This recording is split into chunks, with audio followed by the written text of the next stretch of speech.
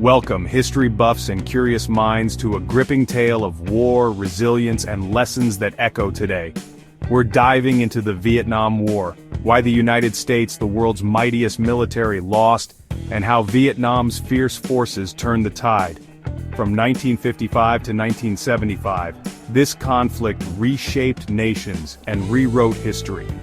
Buckle up, because this story is a wild ride through jungles, battles, and the human spirit. Let's set the stage. The Vietnam War was a Cold War showdown.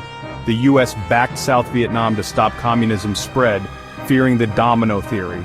If one country fell, others would follow.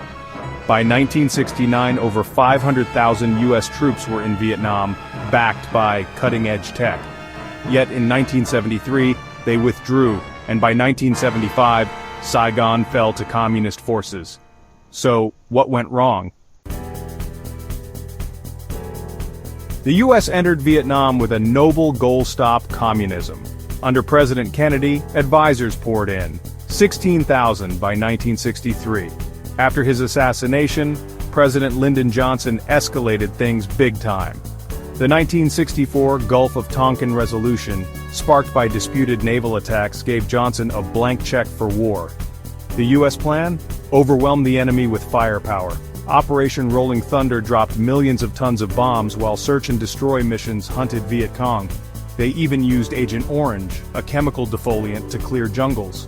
But here's the catch. The US was built for tank battles and open fields, not Vietnam's guerrilla warfare. Agent Orange didn't just clear trees, it harmed civilians, turning locals against the US. By 1975, the war cost over $100 billion, yet victory slipped away. The US won most battles, racking up higher enemy body counts. But as one historian put it, they were outthought, not just outfought. The North Vietnamese and Viet Cong didn't need to win battles. They needed to outlast. And boy did they. Now let's meet the real stars, Vietnam's forces. The North Vietnamese Army, or NVA, was a disciplined Soviet and Chinese-backed force with anti-aircraft guns and artillery. But the Viet Cong, the guerrilla fighters in South Vietnam, were the game-changers. They blended into villages, struck fast, and vanished into the jungle. Take the Cu Chi tunnels, a 250-mile underground maze near Saigon.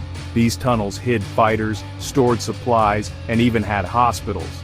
The Viet Cong used booby traps like spiked pits and ambushes to frustrate US troops.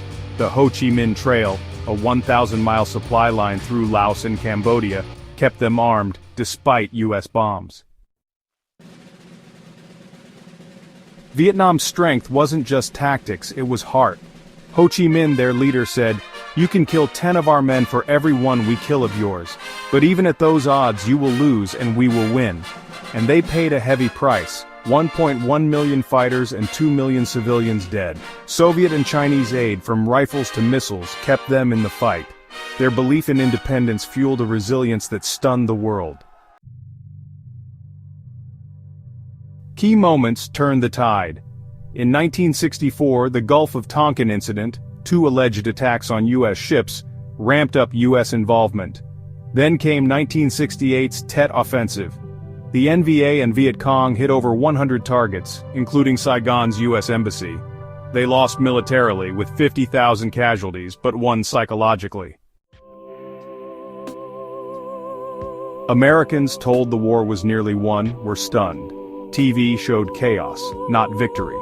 Then, the My Lai Massacre, where US soldiers killed 500 unarmed civilians, hit the news. Public trust crumbled. By 1973, the Paris Peace Accords pulled US troops out, leaving South Vietnam to fight alone. In 1975, North Vietnamese tanks rolled into Saigon, ending the war.